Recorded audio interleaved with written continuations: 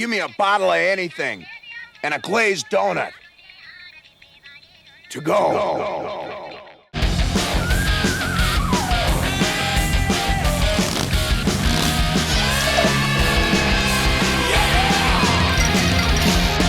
Hello, baby. It's time for a beer, rum, and rock and roll bar fight. This time we're celebrating the 40th anniversaries of two divisive albums from the 80s. Van Halen's 7th studio album, 5150, released March 24th, 1986. It was co-produced by Foreigner's Mick Jones, and the first with Sammy Hagar on vocals. It hit number 1 on the Billboard Top 200 chart and went 6 times platinum in the US.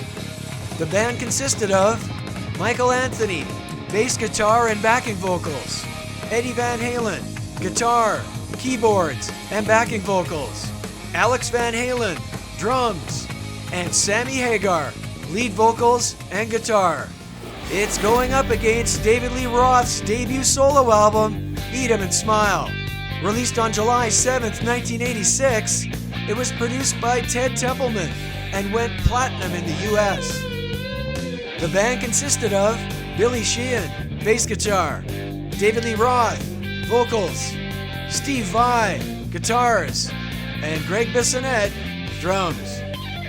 I'm your host, Randy Legault, and with me are Calgary crew members Dany Bee, wave to everybody, Dany, and Mr. Brett Miles. Randy, how's it going? It's going good, man. How are you guys? Fabulous. Good. I'm good. Yeah, I'm having a cold lucky lager talking music with you guys. It doesn't get any better than that, does it? Yeah, exactly. Yeah, I'm hitting the innocent gun one more time here. So, or as I like to call it, the Van Hagar Ale. Hello, does that mean it sucks? Oh yeah. Let's get going right away. What are you drinking, Daddy? Brewhouse Pilsner. There you go. You're like me. The cheapest shit I can find is if it's cold enough, I'm drinking it. It's that simple. It's not that cheap anymore, though. It's not. They keep jacking up the price.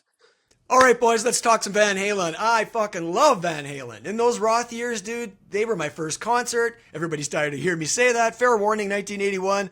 I was obsessed with this band. Bought all the albums, had all the posters, the whole 9 yards. To me, they were the perfect band. Incredible, entertaining singer and frontman. Check. Genius guitarist. Exciting as hell live as well. Check. Solid bassist and background vocalist. Check. An amazing underrated drummer. Check. Great songs. They were the fucking shit. But there was drama for sure, especially towards the end, that 84 tour, which I also saw, which was fucking amazing. But back then, as a fan, I didn't know that or give a shit. They could do no wrong in my mind. So I'm wondering, as far as you guys go, you're a bit younger than me. Where were you at in your fandom around that time? Dany, let's start with you, man. Well, when 5150 came out, I hadn't started playing guitar yet. Right. So I started like a couple of years later than that. But I think I was still pretty much into Motley Crue, Metallica. So I wasn't really big into Guitar Heroes just quite yet. Right. You were later to the party, clearly. Yeah. Yeah. I only really got into 5150 like maybe 2 years later when I started playing guitar. Right. And same thing, I mean, with DLR, same thing. Like, the only thing I was aware of still at the time was probably, like, California Girls. I wasn't aware of, Steve Vai playing in the band or anything like that, so. You had to go 5150 and work your way back then. That's kind of where you were at. Sort of, yeah. But the thing is I was more into, like, the DLR years when I started playing guitar. Then it kind of went back to 5150, and I'm like, man, this is good shit, too. It's kind of all over the place for me, actually. Okay, Miles, where were you at with your fandom back then? Okay, so 86. Yeah. I'd have been 13. Music started to become important at that time. I was the oldest, so I didn't have that older sibling or that older cousin that played records for me. This was discovering with friends these artists, and so 5150 was a big album for me. I really only discovered Van Halen through 1984. Like, I didn't know who these guys were. I didn't know who Eddie Van Halen was. I didn't know these songs. I just saw a frickin' awesome looking album cover. And then all of a sudden you start going back and you start listening to these songs, and hard rock, anthemic, fun. It's everything you want in a band. And then to top it off, you've got the musicianship, which I didn't appreciate at the time, but now it's undeniable. 5150, coming into that, it was anticipation. I was looking forward to this album. It was an important album and an important time for me, because I think sort of those mid 80s really started to shape some of my listening favorites, many of whom have carried through to today. Right. I mean, what's coming through for me with you guys being younger is, man, timeline's everything, where you're getting in. Like, clearly you had no allegiance like I did to the Roth years. You're coming in 84, 5150. You're like, hey, whatever, it's a new Van Halen album. Whereas I was 20 in 86. So this is a whole different can of worms, as you're going to hear. It's called foreshadowing. Yeah. So these are two, like you said, these are two very anticipated albums at the time, man. That hype machine's in full gear. Magazines, MTV, it's everywhere, right? And there's a lot of drama in the media. Even after these releases and when the tours were underway, they're still going at it. It was a full fucking soap opera, rock and roll soap opera for sure. Like, I can remember when they announced that Sammy Hagar was going to replace Dave, and I thought, man, is this really fucking happening? Like, there's a part of me that thought, oh, they'll patch it up. It's fucking Van Halen. They'll figure it out. But nope. And I was and am not a Sammy Hagar fan. I just thought he was a cheeseball, like even before Van Halen. Like, I was not into him. So I was definitely in the Dave camp. Like, I was really rooting for him to come out strong, because they had the Van Halen name. And you can say what you want. Everybody knew who David Lee Roth was, but he had a way more uphill climb, I think. He had to start from fucking scratch and shit, right? So having said that, though, I tried my best to be objective. Okay? Put my dislike of Sammy out of my mind. I tried. I really did try, guys. So before we dive into this, something of note, too, I thought of is Dave released 3 music videos off Eat 'Em and Smile, and Van Halen released 0. That's right. Like, not one official video. And they still sold a ton of albums, which is, that's fucking impressive, right? It's really incredible to think that you're in the heart of sort of that MTV era, that music television world. Van Halen decides, yeah, we're not going to release any videos. Now, MTV, they were smart. You know, it was live performances. It was live this, live that. So they were still getting their good from Van Halen, but it really was incredible that they were able to go multi-platinum so quickly with really no video play. Yeah. You just know the record company was not digging that. The band is steering the ship. That's fucking clear. Yep. Okay, man, let's get into this fucking bar fight. So we got Van Halen's first album without Diamond Dave, and their first with Sammy. It's 5150, going up against David Lee Roth's first full-length solo album, Eat 'Em and Smile. He'd released that EP, like Danny mentioned, Crazy from the Heat, but this was his first full-length release. You got 9 tracks in 5150. Good Enough, Why Can't This Be Love, Get Up, Dreams, Summer Nights, Best of Both Worlds, Love Walks In, the title track 5150, and Inside. And Dave's got 10 on his. You got Yankee Rose, Shy Boy, I'm Easy, that's a cover. Ladies Night in Buffalo, love that title. Going Crazy, Tobacco Road, another cover. Elephant Gun, Big Trouble, Bump and Grind, and the Frank Sinatra cover, That's Life. So I'm going to start by asking you guys a series of 10 questions pertaining to these albums, and we'll see which one comes out on top. This time, though, I'm going first. God damn it. I'm going first, and then we'll let Danny go, and then Brett, you can, what do you like to say? Bring up the rear. Oh. Okay, best album art. So just as an FYI, 5150 is the California legal code for the temporary involuntary psychiatric commitment of individuals who present a danger to themselves or others, or are gravely disabled due to a mental health crisis. But more importantly, it's the name of Eddie's home studio, is where he got that. So the cover is some bodybuilder, some dude named Rick Valente. He's in a Speedo holding a sphere with the VH logo on it. Gay. I'm here for Jamie. Gay. And on the back cover, he drops the sphere and the cracks open and reveals the band inside. So What's the connection? I don't know. Maybe they felt there's a lot of weight on them on this album. Yeah, hold it up, Daddy. I don't know. I have no idea. You can speculate all you want. Eat 'em and Smile, which is on my t-shirt. An amazing close-up of Dave's face in this crazy cannibal makeup. It's super detailed. It's colorful. It's got the tribal vibe. He's got the feathered headdress. He shows up at the beginning of the Yankee Rose video with this makeup on and a fucking spear in this convenience store with a bunch of fucking lunatic characters in it.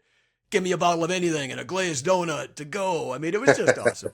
And the back is Dave basically naked, I guess, doing like a primal scream or whatever.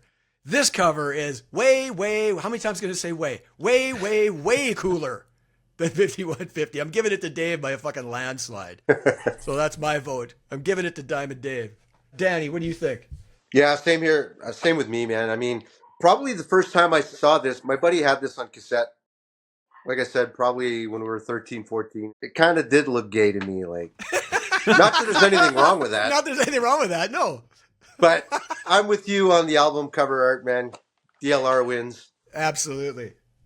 Okay, are we going to go 3 for 3, Miles? Or are you going to be the fly in the ointment here? Okay, first of all, the big sigh. I'll get my vinyl out as well. Yes. Because how cool when you could just do like this. Yeah. Now it's your face, totally, right? Yeah. Like that is a badass cover. I don't care what anybody says. That is phenomenal. Very cool. Just striking. The back looks good too. And I guarantee it was all his idea. Oh, I don't know that for sure, but I guarantee you it is. Yeah. He's such a creative guy, right? He is, but let's take a look at the inside stuff. Oh, yeah, let's. Like, is that not 80s or what? Like, Yeah. Oh, yeah. Absolutely, dude. yeah. Now let's take a look at the Van Halen album. Let's take a closer look. Sure. Now, you mentioned Rick Valente and he's what, the Greek Titan Atlas here? The Greek Titan. The Greek Titan? Honestly, the inside sleeve looks better to me. Oh, yeah. It does. This is true. That's pretty cool. I do like the idea of the weight of the world is on Van Halen's shoulders here. There you go. I do think that is accurate. Yeah, the back of the album, though. Yeah. I mean, look at that. Holy flock What's of going on seagulls. there? What is going on here? Holy flock of seagulls. That's awesome. Seriously, that might be the worst band pick of all time. Sammy, what are you doing? Oh, yeah. And like Eddie, that is one of the worst photos of Eddie I've ever seen. This is not cool. Think of the photos on the back of 84. 2 years later, you're looking at that? You're looking at that? Yeah. Oh, man, what happened? Yeah. You know what happened? Dave wasn't there to straighten them all out. Well, okay, let's be real. You look at all of the images from that era, Van Halen, it's all bad. It's all bad. We'll get into it later. You look at the live performances, you look at what Eddie's wearing, you look at some of those promotional photos, like... I truly believe Dave was into all that shit. If he was in the band, that shit would not have happened. He would not let Eddie wear those fucking MC Hammer pants. There is no way. No. Please. Assless chaps. He pulled it off, though, man. He pulled something off, that's for sure. So, but there's no denying. David Lee Roth, album cover, it is a landslide. That is hands down the one to go with. It might be one of the best album covers of the 80s period. I agree, dude. Yeah. And not to get nitpicky, but I think assless chaps, that's redundant, actually, is what I'm trying to say. It's redundant because they're all assless. Yep, that's right. Okay, man, let's go to the next category. Best opening track. We got VH with Good Enough and Dave with Yankee Rose. Hello, baby. Nope. Goodbye, Sammy, is what I gotta say there. Yeah, it's Yankee Rose by 1,000 fucking miles for me, man. It's a tribute to the Statue of Liberty, apparently. Everything about it's great. The talking guitar thing from Vi off the top, so cool. Love that pre-chorus leading into the chorus, so fucking catchy. You get that breakdown before that outro Vi solo. You know, that I want to get a little bit of apple pie, that part. Oh my God, dude. It fucking rocks. Everybody's playing their asses off. Raise them up there. Let's see who salutes, baby.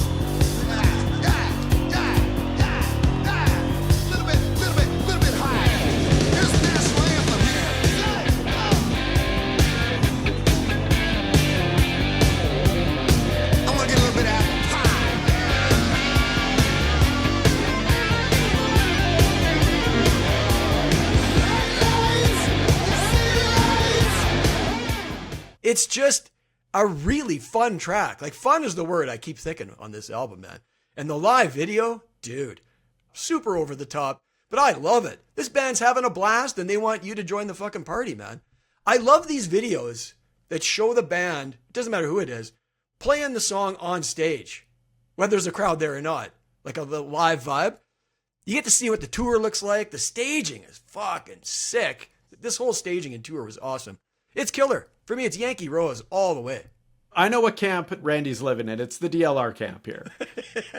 Oh, hang on. I'll give V8s their due. Just hang on. But yeah, this opening track, yeah, Yankee Rose all day. She's a vision from coast to coast to coast. See the shining sea. Hey, sister, you're the perfect host to toast. Show me your bright light in your city light. Alright, I'm talking about the Yankee Rose. Bright light in your city light. Alright, I'm talking about it. Okay, Danny, what's your pick on that one? Yeah, I got to go with Yankee Rose too. Yeah. That video that's how I discovered Steve Vai and kind of became a fan of his, and then got into his solo stuff and then dug in and this guy played with Frank Zappa, like, Right. yeah, the talking guitar. I was like, wow, how does he do that? It's cool. Hey, like he did that with Zappa too. Yeah. He did a whole song, I think. It's on Man from Utopia. He does this whole song doing that. It's fucking wild.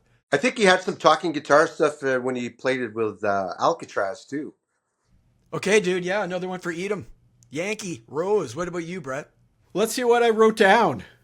First of all, I got to drink some Sammy juice here. Oh, no.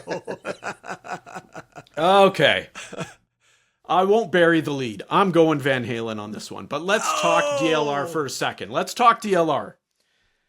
It is a fantastic opener. The video even accents it even more. Like, you get Dave at his best. He is an entertainer. And this comes across to the tens. It's amazing. I think he's having fun. The band, just a lot of energy going on. No question about it. But some of those oomph moments that I want aren't there. Right. I'm waiting for the fucking amazing guitar solo. And what do? They slow it down. I was crushed by this. I'm thinking, go into the next gear. Don't put it into cruise. Like, I wanted more. I wanted more out of this song. Like, we're going to talk more about these guys, but Vai is an amazing guitarist. Billy Sheehan is phenomenal. One of the best bass players out there.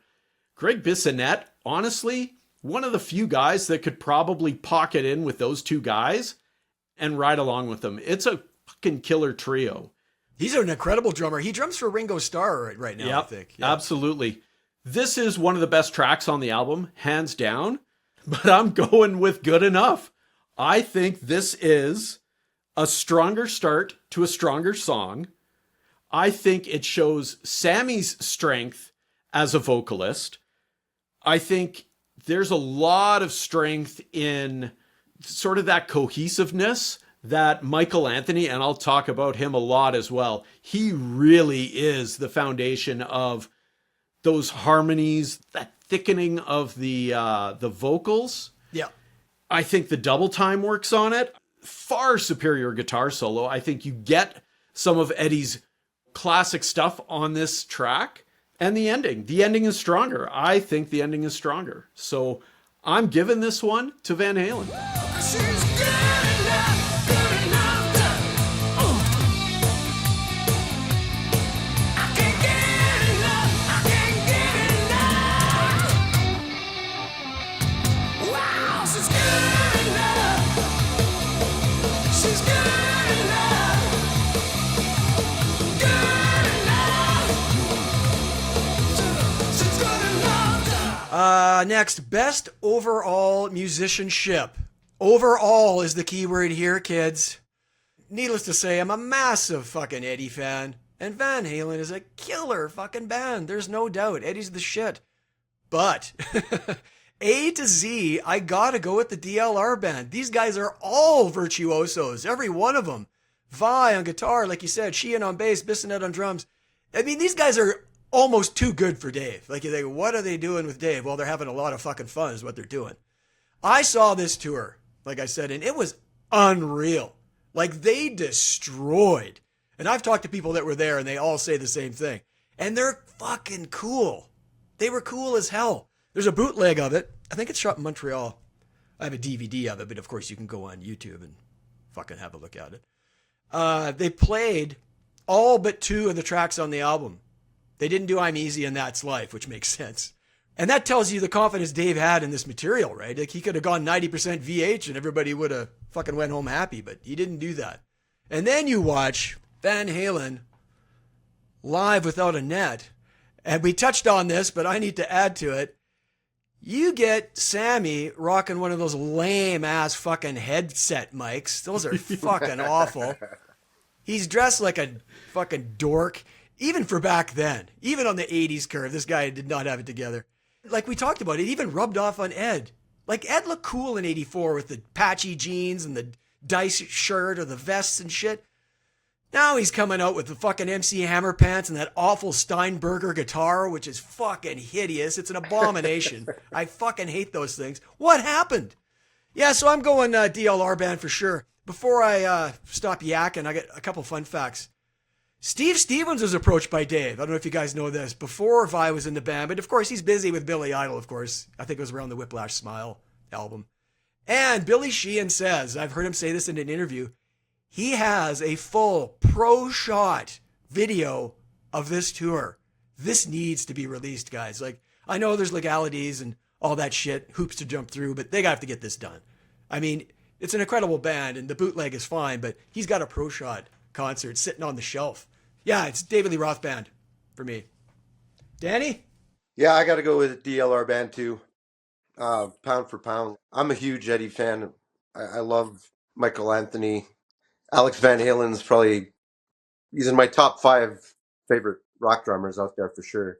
And whether you like Sammy or not, I mean, you can't deny his vocal abilities.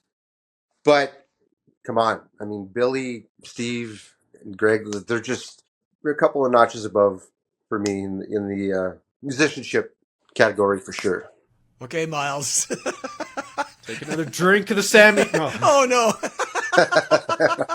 I won't bury the lead this time either. I'm going to Van Halen. So, Eat 'Em and Smile, you touched on it, Randy. How many covers? There's 4 songs that are covers. Because I count Shy Boy as a cover, because that's a Billy Sheehan song. Okay, fair enough. He's in the band, though. He's in the band, but that's not a David Lee Roth song. It wasn't written by David Lee Roth. It didn't come as a David Lee Roth song. Make no mistake, they do a great job with it. Yeah. But if we're talking musicianship on this album, I think Eat 'Em and Smile comes up short. I don't think it showcases everything that Vi is. I think it's got glimpses of it. I think it's got pockets of it. But there's some songs, they're pretty straightforward. I'm not getting anything amazing or groundbreaking. You know what I mean? I wrote down, I can't believe I'm about to say it. It feels like a bunch of hired guns playing songs. And that's what this album felt like. It didn't feel like a band at this time. And again, this is David Lee Roth. This is his vision. If I could push back a little bit on that, I'm not making excuses. You're right. You're making a valid point if you're just comparing the music on the albums. But I guess with me, I was combining that with the live experience. It's a combo for me. Live, you're getting Vi. You're getting Vi all day long. I thought the topic of this one was best overall musicianship. Well, it was, but that's live too. That's not just in the studio. Oh, okay. So we're opening up the doors here. Well, you know how I like to cheat. Of course. You've got a bell right beside you. So, yeah, exactly. I do think that the songs are tighter, more polished, and there's an evolution of the Van Halen sound, whether you like it or not. But this is the sound that Van Halen was bringing to the table, and there's a reason why this is one of their most popular albums of all time. Yeah, if Dave would have did a couple more Yankee Roses instead of I'm Easy and the Sinatra thing, I know he loves that stuff, so I'm not surprised it's on there. After the Just a Gigolo was a huge fucking hit, you know you're going to get some of that. But he could have tipped the scales a little more. I think my vote would have changed then, because I do think that the songwriting is better. I think the musicianship is better. I think those musical pursuits are better with Van Halen. I hear you, man. Okay, we've talked about it, so let's just make it official. Let's talk about best vocal performance. So, technically, is Sammy a better singer? Of course. He's way better. Of course he is. But man, I'm such a Roth guy. That swagger and that attitude in his delivery, I dig it so much. Plus, again, it's the C word. He's fucking cool. It's DLR all the way. I think he's a better singer in the studio than people give him credit for, actually. Ted Templeman had to do a lot of work with him, but he's got a unique style. You know, live he wasn't great because he's way more focused on being the master MC than hitting fucking notes and shit. I don't care at all. As a package, Diamond Dave has it for me, man. Even though, yes, technically he's not a better singer, but I'm giving it to Dave. Send your hate mail to me. You're just full of contradictions here. This is amazing. It's called best vocal performance. Yes, but it's not all about hitting notes, is my point. So it's best cool frontman. Oh, well, they're intertwined. Oh, yeah, I love it. Okay, Danny, who you picking? I went with 5150, hands down. You went with Sammy? That's the thing that kind of got me the most. When the first time I actually was aware of what was really going on, you know, a couple of years after this album came out, I'm like, man, Sammy Hagar is a way better singer. That's pretty much all I got to say. Yeah, Sammy. Okay, Brett, who do you got for best vocal performance? Well, I'm going to take the actual title of this, best vocal performance. Okay. So now we're going to talk about the vocals on the albums. We're not talking about the swagger. We're not talking about... There's lots of that. We could talk about that later. That's probably a different topic. You can have swagger in the studio. You can have swagger in the studio, and I'll talk about some of it here in a moment. Okay. David Lee Roth, Eat 'Em and Smile. Like, he's an entertainer more than I think he is sort of that frontman vocalist guy. When I think of great vocalists, he's not one that comes to mind. And I think a lot of people would agree with that. He's not going to be on any Mount Rushmores in that sense. Right. This is an entertaining performance, though. He really, I think, takes what he built in Van Halen and turned it up to 11. And he is probably one that will be self-deprecating in that way. He wants to have fun, and he'll do it at his own expense. And I think that's what makes him great. But the vocals don't bring the holy shit factor that they do on 5150. And it's partially due to Sammy Hagar, but I'm giving a lot of credit to Michael Anthony on this album. He is the difference maker. He is the reason why this best vocal performance goes to Van Halen. Michael Anthony is a fucking beast. He is amazing. He always has been. His ability to hit those high notes, to get those harmonies, and really give you that thick Van Halen sound, that is Michael Anthony all the way. And I love... So we're doing background vocals and lead vocals. No. It says best vocal performance. Do you even read the topic that you hand out to people, Randy? Best vocal performance. Not lead vocal. Best vocal performance. Let's go. I like you picking up the baton for John, just busting my balls. It's perfect. Well, somebody has to here. This is getting out of control. But Michael Anthony, his range, his synergy that he has with Hagar, I think you could really see him get energized by, oh, here's somebody that's going to challenge me to reach even higher heights with where we can go vocally. He's always been the X factor, and I think this album is a real shining mark of that. You're right. He's always been the secret weapon, man. Yeah. And that Van Halen sound absolutely did. Okay, related to vocal performance, we're going to go to best lyrics. Now, I hate to just keep beating the Diamond Dave drum, but you have to beat it here. Dave's lyrics are so much more clever and interesting than Sammy's fucking drivel. Let me just give you some examples, shall we? See if you can figure out who this is. I need everything this life can give me. Hey, yeah. 'Cause sometimes it's not enough. Ow! Come on, baby. Close your eyes. Let go. This can be everything we've dreamed. Dig this line. It's not work that makes it work on. What the fuck does that even mean? What? Now let the magic do the work for you. Yes, honey, because something reached out and touched me. Now I know all I want. I want the best of both worlds. Okay, I'll give you one more. This one's just fucking mwah. Ready? I got a line. You got a pole. I'll meet you down by the old fishing hole. Them girls are biting good tonight. Ow, ooh, whoa, yeah. Summer nights on my radio. Well, that's all we need, baby, don't you know? We celebrate when the gang's all here. Hot summer nights, you're my time of the year. Are you fucking kidding me? Okay, I'm gonna push back. I'm pushing back. Okay. If it was David Lee Roth singing those vocals, you'd have been eating it up. He wouldn't, though. That's my point. He wouldn't write this. It's terrible. Let me give you the contrast. Here's some of Dave's. Ready? You can jazz it up or play it slow. It's still the only song I know. It's 2 a.m. and traffic slow. Another ladies' night in Buffalo. Come on, that just flows off the fucking tongue, boys. Here, let me give you another one. This blind date is cash and carry. Dead ringer for the big first prize. Chance meeting in the roaring 80s. And you ain't going home tonight. So shake it slowly and do that bump and grind. Okay, one more. Are you ready for the new sensation? Here's the shot heard round the world. All you backroom boys salute when her flag unfurls. That's a great line. Well, guess who's back in circulation? Now, I don't know what you may have heard, but what I need right now is the original Good Time Girl. It's Yankee Rose. I want to end with this quote from Dave, and I think it fucking nails it. He said, I make music that makes women want to have sex. Sammy makes music that makes women want to get married.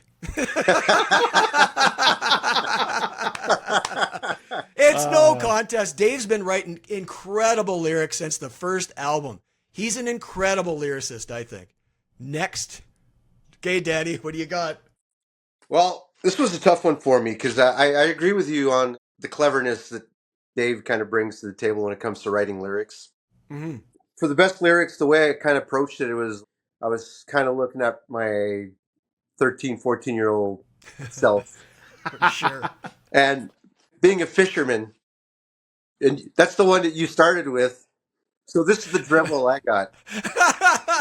I got a line, grab that pole, and I'll meet you down that old fishing hole. I mean, yeah, it's a summer night. Let's go fishing. But I mean, it's the double entendre about it at the same time, though, that I kind of like. And I think I remember I probably told one of my girlfriends way back then to grab that pole a couple times. Hey, you got to ask.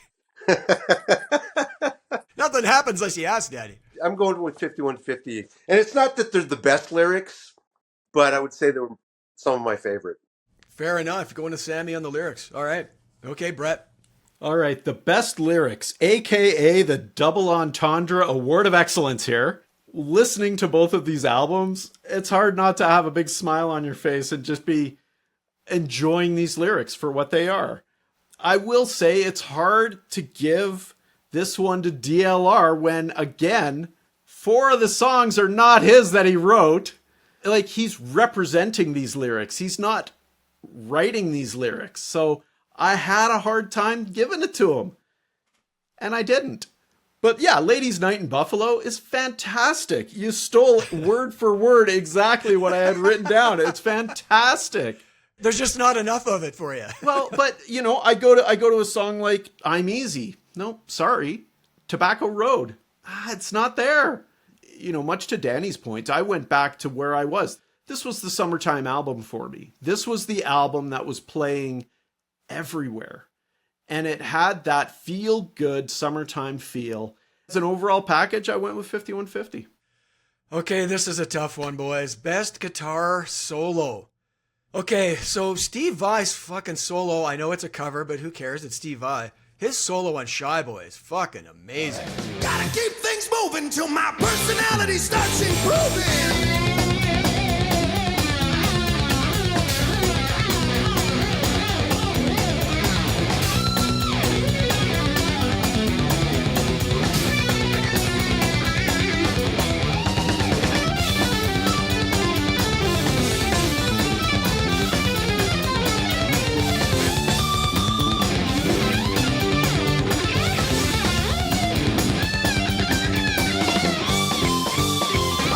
However, I gotta go EVH, boys.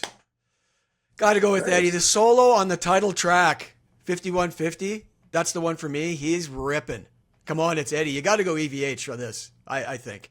I mean, as great as Steve Vai is, went Eddie, man, on 5150. Yeah, title It's funny track. you say that because are we allowed to have a tie? No ties? no. Okay. I tried to do that last time, Danny, and Brett was not having it. No, there are no ties. There are no ties. Then I got to go with the solo in 5152 then.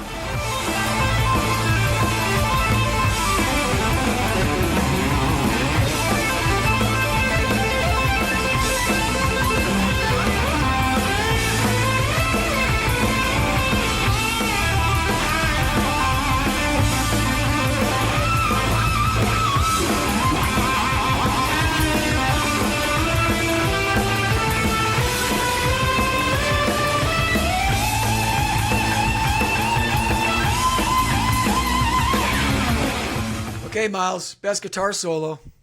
Dreams, really solid solo. I think it's melodic. I wrote down, some soaring runs, tapping. Like, this is Eddie Van Halen. This is what he does. He's taking his musicianship and that guitar work and evolving it. 5150, sneaky, solid solo. Like, the best on the album, no question. It sneaks in and then it just throttles you. It's so good. But I went with DLR on this one and No Shy way. Boy. It is so good. I know. The Talus version of Shy Boy is a really good version, no question. Billy Sheehan brought over a fantastic song to the DLR camp. But what they reworked and put on this album is an absolute masterpiece. This is a fantastic song. To me, there's no debate. That is the best guitar work on either of those two albums. All right, there you go. That surprised me. Yep. Okay, the next one is best guitar riff. Now, this is a crazy one for me because there isn't one riff on 5150 that really rocks my world. There isn't one, which is surprising because it's Eddie, right? They're catchy guitar parts and shit, but nothing in terms of a real kick-ass riff. Like, there's no fucking Unchained on either one of these albums, right? Because there's a lack of riffs on Eat 'Em and Smile, too. Again, there's great guitar playing, but there's really no fucking, like I said, Unchained.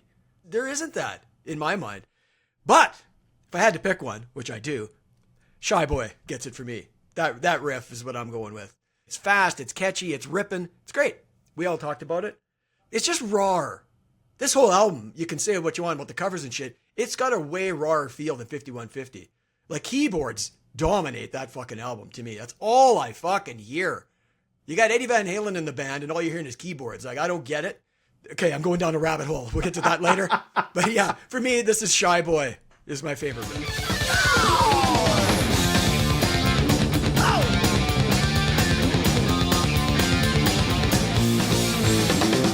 On the stage, I'm in a rage, but you are never fool. Well, I can rock with anyone, but not alone with you. Something starts to burn and that's deep inside of me.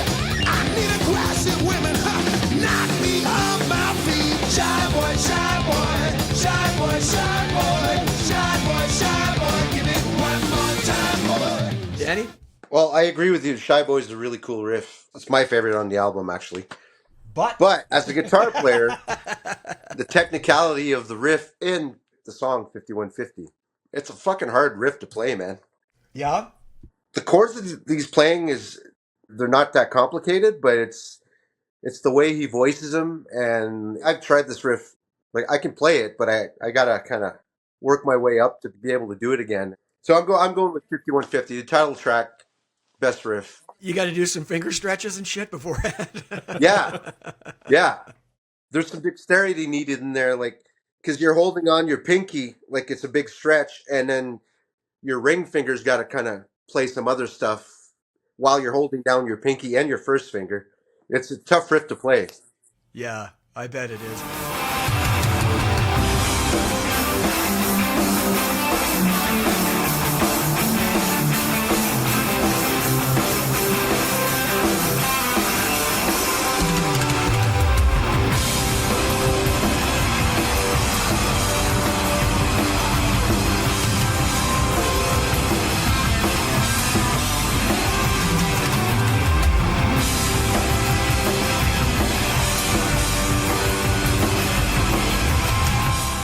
Okay, Miles, what do you got for best guitar riff? I did have a tough time trying to figure out which song off of Eat 'Em and Smile I would place as like that best guitar riff. You're right, Rant. It's not a strong guitar riff album. Elephant Gun, I think, has a pretty solid start. I did want more riffage out of Van Halen 5150. Can I just spend a moment? You touched on it, Randy. The Steinberger guitar and the amazing Steinberger. The look is phenomenal. It's so good. No headstock. And I love that they use it on the live performance. And, he looks so cool. You're fucking with me, obviously. Yeah, of course I am. It's a terrible look, but it's a great guitar. And there's a reason why Eddie used that guitar and went with that guitar. I think he was able to get a sound out of that guitar that he couldn't get out of any other guitar. Oh, come on. Really? I'm telling you. Yep, I think so. Keep trying. You should have kept trying. It's what he did with it in Summer Nights, because he transposes it right in the middle of the song. When he starts it off, it's a different key, and then it changes keys, and then he comes back, and you can't do that with any other guitar. If that's true, how come they didn't stick with it? He didn't use it after this. Because it looks stupid. It's a lack of cool like, it is not a cool look. It isn't. Oh, God, No. it's so not. It looks fucking dumb. Let's get back on topic here. Best riff, 5150. It takes the cake for me. When I was listening to these albums in anticipation of doing this episode, when I heard the opening to 5150, I was excited. I still love that song. It takes me right back to a time. I absolutely love that time period. And correct me if I'm wrong, it's the second last track on the album. It's not It like is. it's Yeah. buried, right? It's buried, but I really love the riff on that one. It still sounds as good today as it did back then, 40 years ago. Okay, best single. So Van Halen's got 4. Why Can't This Be Love, Dreams, Love Walks In, and Best of Both Worlds. Diamond Dave's got Yankee Rose, Going Crazy, That's Life, and I'm Easy as singles. Well, broken record, but Yankee Rose is my favorite song on both these albums, so it's Yankee Rose again. I don't have to say anymore, hands down. I never get tired of it. It's by far my favorite single off both these albums, so it's Yankee Rose for me. Mr. B? I'm going with Van Halen. I had a hard time between Why Can't This Be Love and Dreams. Hang on a second, I'm just going to bust your balls. Do you actually like Why Can't This Be Love? Like, what do you like Yeah. about it? Dun, dun, dun, dun, dun, dun, dun, dun, dun, dun, dun, dun, dun. It's fucking awful, dude. When you play it like that, Randy, And where's the guitar, Danny? Come on. I think it's just the arrangement of the song. I think it's a well-crafted song. I'd have to go with Dreams, though. Yeah, you do. Just because if I'm driving on the highway or whatever, I think Dreams is a better driving song than Why Can't This Be Love for sure. It just brings me back to when I was 15 years old. See, this all just keeps coming back to when you got in. This album had a huge impact on That's you what guys. music It's does clear. to you, though, man. Absolutely. Absolutely it does, yeah. So baby, dry your eyes. Say all the tears you've cried. Oh, that's what dreams are made of.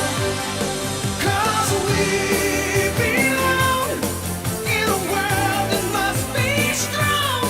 Oh, that's what dreams are made of. Okay, Miles. I wrote down, I'm just drunk on Van Halen Kool-Aid at this point. It's Summer Nights I'm going with. Oh, no. I love the guitar runs on this one. I love the structure of the song. I love the slower pace strut that they have going on. Sign me up. I'm buying in. Yankee Rose is a great song, no doubt about it.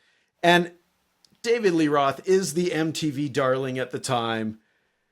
But it had a timely feel to it, whereas Summer Nights has a more timeless feel to it. And that's why I'm going with Summer Nights. Summer nights at my radio. That's all we need, baby. Don't you know? We celebrate when the games are here. Summer night, that's my time of the year.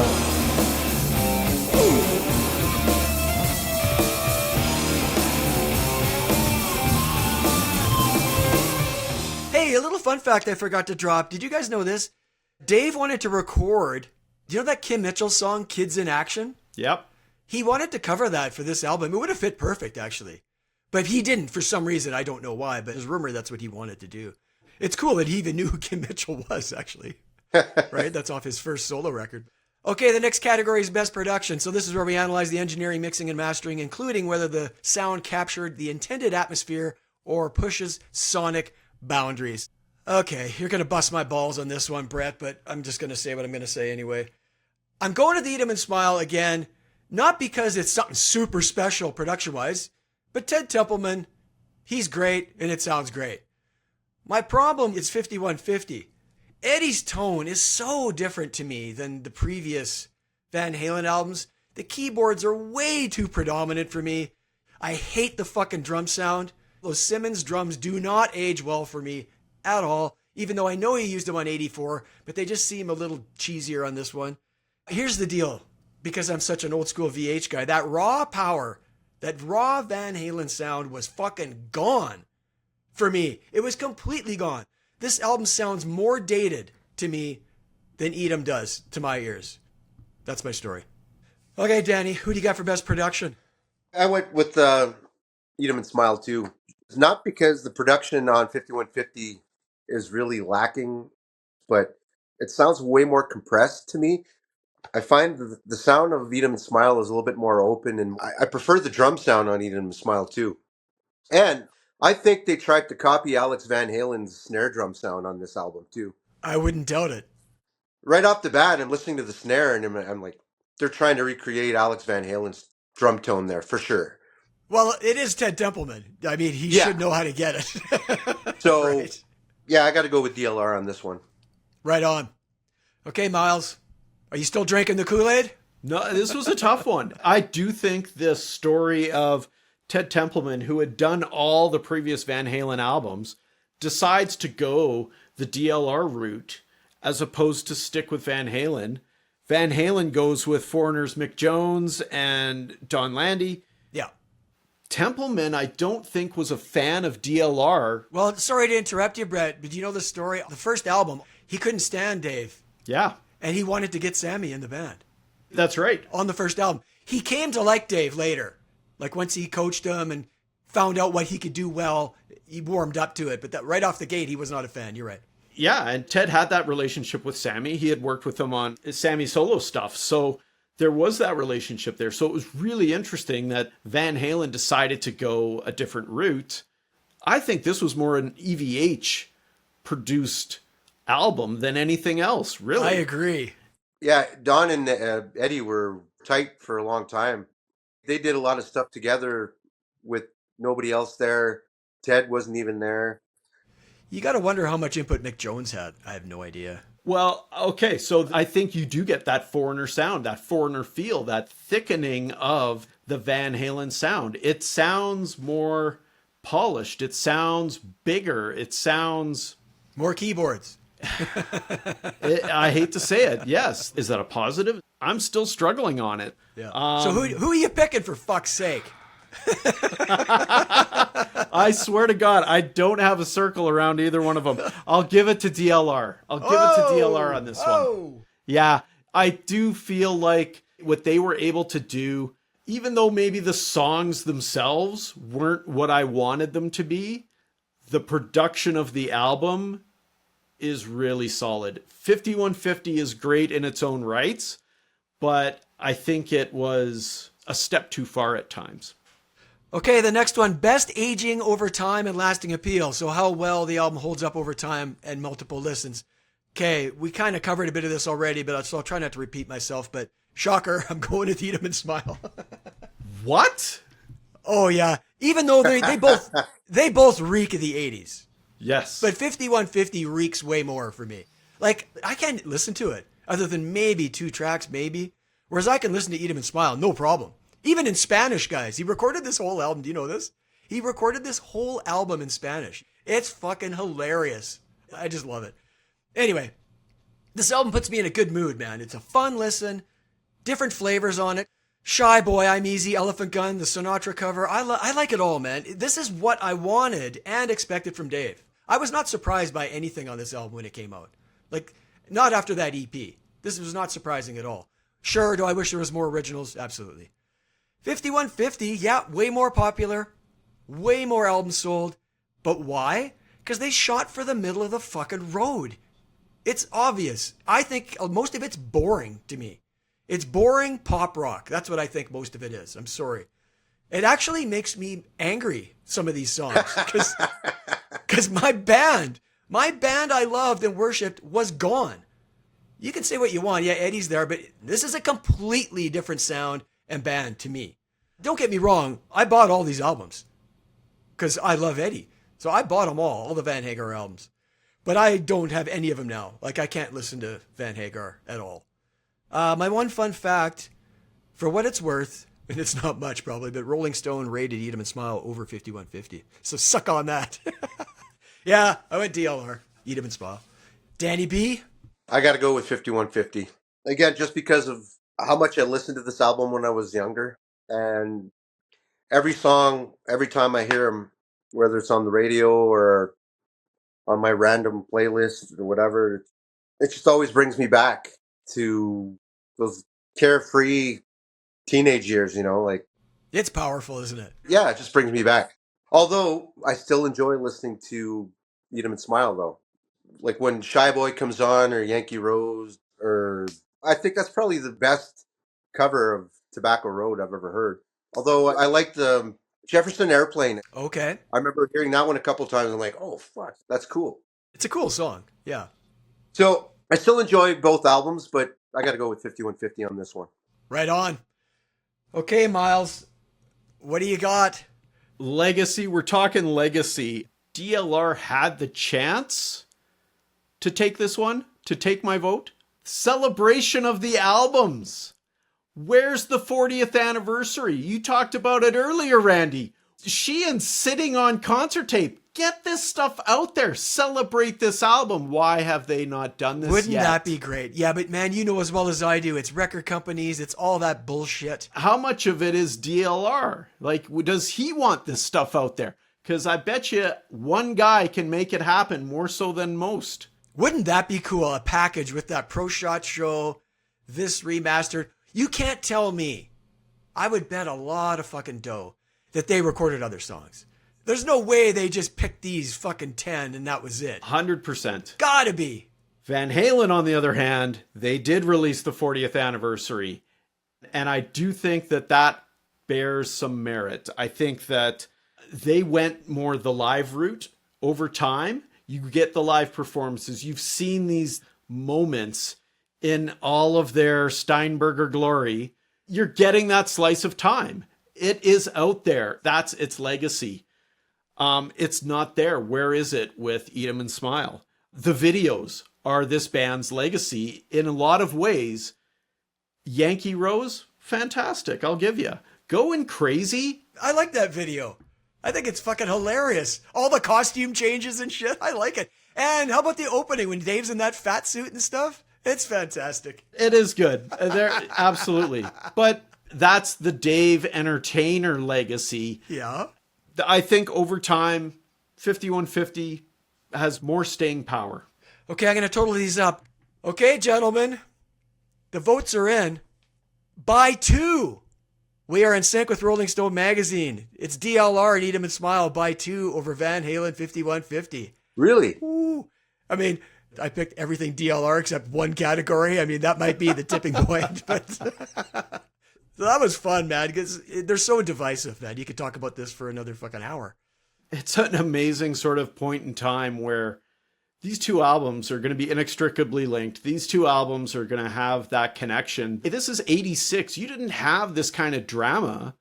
One guy's out, another guy's coming in. This was big stuff. This was huge. And I think a lot of it comes down to Sammy and Dave, really. Yeah. A lot of people were getting tired of Dave, and a lot of people don't like Dave. I love Dave, obviously. And I don't like Sammy. So that's a lot of it. Because the bands are great. You take the singers out, the bands are both fantastic. I mean, I'm not going to argue that. It's just that frontman thing tips it for me, man, in a big way. Anything else you want to add, Danny, before we go to onto something else? I enjoyed the whole Van Hagar era. Right. My favorite Van Halen will always be DLR years.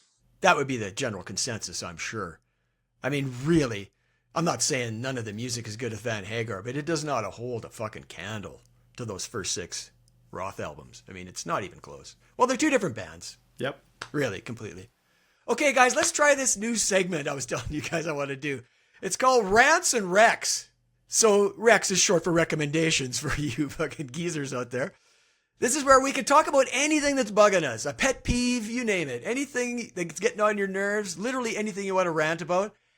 And you can recommend anything you've seen or heard that you dig, you want to share with everyone, you think is cool. You can recommend whatever the fuck you want. None of this has to be music related whatsoever. Okay? So I'll start with a couple rants, okay? Shocker. I know. My first one, this is all about me actually wanting to get shit off my chest on this podcast. The first one is this thing where you can't say certain words, like on social media, let's say, or you might trigger somebody. This is crazy to me. Like, you can't say the word suicide anymore. People are actually saying unalive yourself. Are you fucking kidding me? Like, get real. Why are we so afraid of words? Like, this doesn't make any sense. Like, when you hear somebody say unalive, first of all, it sounds fucking stupid. But what word do you immediately think of? Suicide! Yeah. You think of it anyway. So what's the difference? Nothing. There is no difference. It reminds me of that George Carlin bit. I was just going to say, it reminds me of Carlin. He talks about the phrase PTSD and where that came from. So it used to be called shell shock. Then it got watered down to battle fatigue. And then that got watered down to operational exhaustion. And finally, post-traumatic stress disorder. Like, can we not evolve as human beings and adults and not be afraid of fucking words? Like, if you say shoot instead of shit, well, then shoot's your swear word. It's the intent behind the fucking word. Now, I'm not saying at dinner time I want my kids to say, hey, Dad, pass the fucking ketchup. This is not what I'm talking about. I'm talking about adults here, man. Anyway, that's my story there. Anybody want to chime in on that one? Do you agree with me? Disagree with me? I agree with that. I actually, you know what? It's funny because that's my rant is watching YouTube. It's like all the censored words. I'm like, I don't get it. And then there's other videos where nothing is censored. Right. So I'm like, who decides that shit? Like, it's stupid. Exactly. Doesn't make any sense. I'm going to use the word that a lot of people are like, oh, you can't use that word. Why not? That's exactly what it is. Retarded. Send your hate mail to Daddy. And I'm not talking about Down syndrome.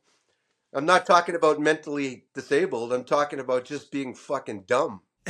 And I'm not saying there's not certain words that, you know, are offensive. I'm not saying that at all. Suicide is not an offensive word. It's just fucking stupid to say unalive, I think. I'm not going to walk around saying the N-word because I think you should be able to say whatever you want. That's not what I'm saying. It's case by case, I guess is what I'm saying. It's gone too far. It has. Fair enough there. I'm not going to play devil's advocate, but are there words that were maybe in your vocabulary that you have stopped using entirely? And what were those decisions? Why did you decide to move away from those words? Well, not to contradict Dany, but I don't rock retarded on a regular basis, where maybe when I was 14, I would have. And I know when we use it, you don't mean it like that. I will admit I don't rock that word. I'm not consciously dying to say it either. This just doesn't come up. I think we've got all of these silos that we live in. You know, okay, I'm hanging out with some buddies at the bar. That's one. I'm at work with a bunch of people and customers. That's another. There's times and places. Absolutely. Totally. I think when you get on social media, you basically tear the doors off of all these silos and you're all in this one big, huge, gigantic room. Honestly, it's just a bunch of fucking white noise. It really is. And somebody's going to be in the corner of the room that has something to say. And I get it, but I got better things to think about than somebody who is going to get, you know, ass sore about a certain word that gets used. Hey, you're talking to the dildo with ears. I mean, I exactly. get it. Yep. Yep. Okay, that's my first one. My second one is this whole talk to Ozzy grift has me fucking annoyed. Do you know what I'm talking about? It's this AI virtual Ozzy Osbourne thing. It's going to tour around the fucking world. You can talk to him. His body's not even fucking cold yet, and the Osbournes are finding a way to grift some fucking dough off him. It's insane. I got a quote from Sharon, and you can tell by my tone that I'm not a fan. You can go and talk to Ozzy, ask him anything you want. He'll talk back to you. You can have your photo taken with Ozzy. Ask him anything you want, and he'll talk to you. He can tell the audience he loves them. He can just be Ozzy. After you get over the tears, it's brilliant. I'm like, it's not him. Who gives a fuck? Why would you pay to do that? It's ridiculous. Leave him alone. That's what I think. Like, they've got enough money. What is the point of this? And that's all I got to say about that. Anybody? I think the focus on AI can be a little over the top at times, and I think we got to dial that back. We need to be living in more reality than this artificial world that we are creating for ourselves. And it's our own doing. Like, we're to blame for it. We dip into it, and when it's something that we enjoy, we get that dopamine hit. We love it. We want more of it. We want more of it. Well, guess what? We're just feeding that beast, and that's where ideas like Talk to Ozzy comes from. The shitty part, it's coming from the family is what fucking annoys me.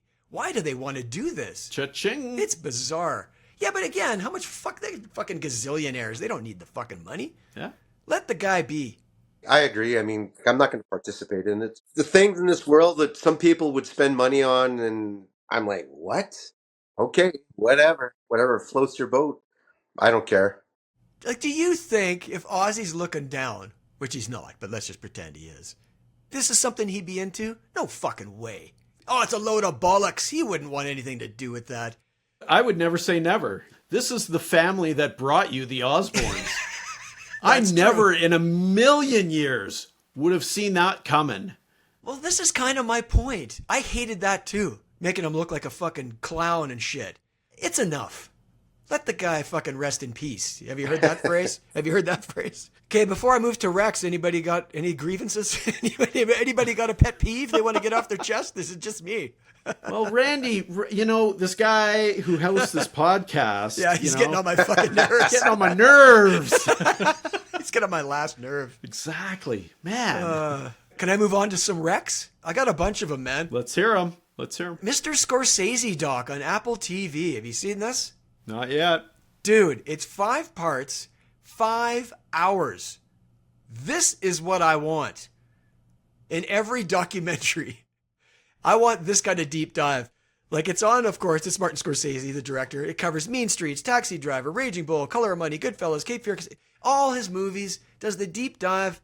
You can't cover somebody's life in 2 fucking hours. So this is a 5-hour tour, and I loved it. If you're into movies and into his movies, it's a no-brainer. I highly recommend it. For me, a good doc has to have the footage, it's got to have the interviews, and it's got to have the story. And if you can check those 3 boxes, you got a winner. And they get into it, man. Okay, this next one's another documentary on Netflix. I'm not into wrestling at all. I don't understand it. I never have understood it. I've just been a casual observer, you know. But everybody knows who Hulk Hogan is. Who doesn't know who Hulk Hogan is? So there's a documentary on Netflix called Real American. It's 4 hours long. Like, it's 4 one-hour parts. And I could hardly turn it off because it's a fascinating world that he's in. And he's a fascinating dude. Again, you don't have to be a fan to get into this. I really liked it, man, because he's flawed to the max and lets it rip. I'll have to check that one out. Yeah, it's really good, man. It's called Real American. Yeah. Do you feel like you got the straight dope, the actual truth? Like, do you feel you got the real story? There's a lot of dirt in it. Like, there is. He lets it rip. Are you buying what he's selling? That's the bigger question. I think I was, yeah. He talks about his shortcomings. He fucked up a lot in his life, whether it's women or drugs or whatever it was. I'm sure he's not telling everything, but there was enough there to make it authentic enough, right? Okay, one more doc. It's called Marty, Life is Short. It's the Martin Short documentary, also on Netflix. Really good. I mean, this guy overcame a ton of tragedy in his life. I won't go into it. You got to watch it. There's a ton of home video footage in this thing, which makes it interesting. They could have dove into his movies a bit more, but it's really strong overall. My favorite quote of the movie is from Steve Martin, and it's in the trailer, so I'm not spoiling anything. He goes, if you're having a party and you invite Marty, and it turns out Marty can't come, you cancel the party. I mean, that's who this guy was. He was so entertaining. You can't imagine this guy in a bad mood. That's the kind of guy he is, laughing through the tragedy or whatever, right? But yeah, highly recommend that one as well. That one could have been longer for me, but they do enough. Music-wise, Black Label Society album, Engines of Demolition. Surprisingly good, people. I got a chance to spin it a few times, so you can all calm down. Yeah. I'm sorry. What? Say that again. 11 albums in, it's really strong. So the Dildo with Ears is giving the new BLS album a good review. So there you go. There's that. Have you guys listened to this thing? I've not listened to it yet. No. It's good. I haven't heard it yet. I mean, if you're into Zach, I mean, there's some great riffs on it, man. It's good. Zach is one of the few artists that is still, like, he's still an insta-buy for me. And what I mean by that is I love physical media. And there are certain artists that I will buy their CD. He's an insta-buy. His stuff comes out and I buy it. But that said, I haven't bought the new Black Label yet. So I need to rectify that. The new Anthrax track, it's for the kids off their new album. Title is crazy. It's called Circum Perficio. It's Latin for I Finish My Journey. Comes out September 18th, and it's a fucking banger. Like, these guys are not mellowing, let's say. If this track's any indication, it's going to fucking kick ass. And hopefully I'll have Joey on the pod to talk all about it. He said he'd come on, so that'll be cool. Have you guys seen anything or listened to anything that you want to fucking tell me about, or you got anything? I got a little bit of a recommendation. Well, there's two of them, actually. Okay. A couple of bands. One of them's kind of, I think they're still in Europe right now. A little band from a small town, kind of right in the middle of Quebec. Angine de Poitrine. You guys heard of these guys? Oh, yeah. Polka Dotted Math Rock. I kind of took a little bit of a break because for a while, that's all I was listening to every day for about 2 weeks straight. Is that right? Wow. And I have a little bit of a rant at the same time. Is right now they're getting built up so big and there's so much emphasis on how cool these guys are and what they're doing for music and whatnot. The tickets probably won't be affordable for a guy like me. They got a couple of shows, or at least one show in Edmonton, I think, later this year. It's pretty niche, though. They're not playing huge rooms. I think you'll be okay, I think. Well, it's niche, but they're getting a lot of attention from a lot of big name musicians, and I think that's why a lot of people are kind of jumping on the bandwagon a little bit. As a musician, I just enjoyed it instantly. And then I started digging, trying to find out who these guys are, and Right. these two guys have been playing together since they were in high school. I listened to it when I saw Beato talking about him, and maybe I need to take another run at it and force myself to listen a little longer.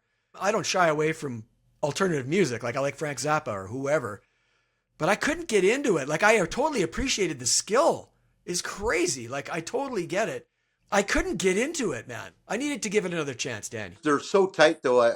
They perform it live. It sounds just like the album. It's pretty wild. And their shtick is original, too. I think it's cool. Yeah, Like, I really like those guys. yeah, you're not alone. I'm going to give him another shot.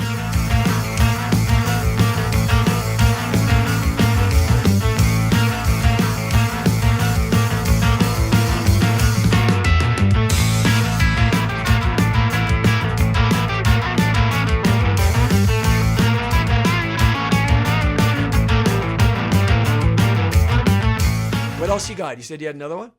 Yeah, there's another one I just kind of stumbled upon the other night, like by completely haphazard. I don't know if I was on Instagram or whatever, and something just popped up, and I'm like, oh, check that out. I kind of like the sound of that.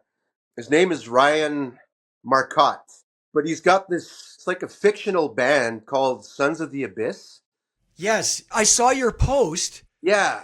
He's got a live album, and that one song, It's not really live, though. It's like a fictional live album.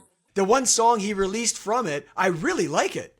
I think he plays all the instruments on the album. Maybe not the sax, but it's pretty good music, man. It's like the arrangements are killer. The singing's nothing special, but Right. the guitar playing is really cool. A lot of cool riffs, a lot of good guitar solos. It's got a little bit of a Roger Waters kind of Radio Chaos kind of vibe. Oh, I love that. Yeah, there's like phone call messages, and then there's a radio DJ that's giving away tickets to a fake concert. But the thing is it's like this band is intergalactic, and they're going on the road 30 million miles away from home. You got to listen to the whole album. I listened to it for like 3 days straight. Like I just couldn't stop listening to it. I like you referencing Radio Chaos. I love that album, and yeah, it's definitely out there. Yeah, that's cool. I'm gonna listen to more tracks because that one track I really enjoyed. Yeah, if you guys have a chance, it's worth a listen. At first, I'm like, "Fuck, this is too good. Is this AI?" But apparently, no, it's not AI. So That's sad you have to think that, eh? But it's true. Is this fucking real? Okay, Miles, you got anything? I do actually. So the talk about AI, that there's so much of it now. AI bands, AI artists, AI this, AI that. A buddy of mine sent me this a few weeks ago. It's AI music. The band is Scordalus. Scordalus. And the song is The Last Will. 510,000 views on YouTube right now. This is goth metal. The visuals are insane. This is my last will, written in fire. Not just the end, but a burning desire.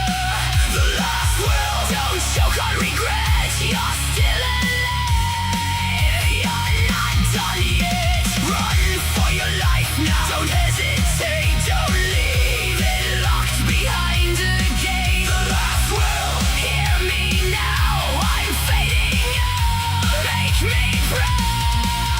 We will get to a point where we will hear a song that we love only to be told after that wasn't made by a human. Like, it wasn't performed by a human. That's what I don't like. There should be an asterisk. This was AI. Then Sure. I'm okay. If you're trying to fucking fool me, fuck you. I don't like that. Because I don't want to listen to that. I don't want to listen to AI music. That's just where I'm at. I guarantee there will be a point, probably in the next few years, where you will hear a song and you will buy in. That'll mess with you. It'll mess with me as well.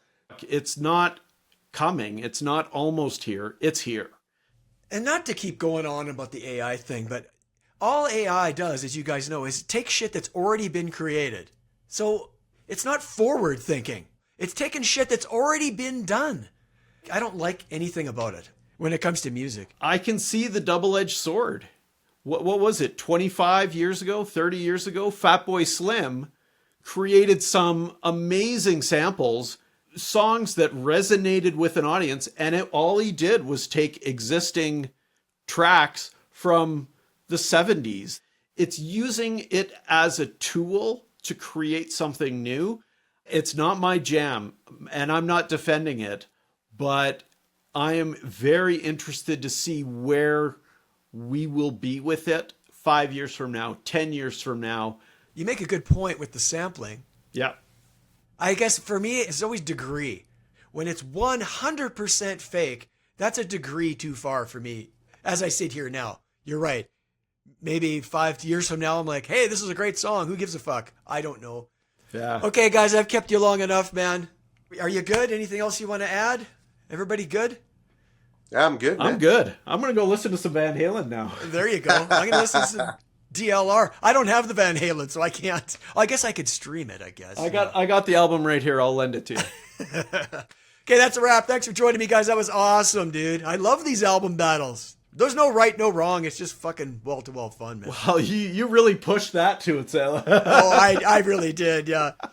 Thanks to you guys for tuning in. We really appreciate you taking the time to hang with the Calgary crew, and let us know what you guys think of 5150 and Eat 'em and Smile in the comments. We want to know what you guys think of these albums as well. You can find us on all the socials, wherever podcasts are broadcast. And if you're on YouTube, do me a favor and like and subscribe and ring that bell to get to your notifications. And until next time, on behalf of Dany Bee, Brett Miles, and myself, keep rock alive, kids. Peace out. David Lee Roth rules. Elvis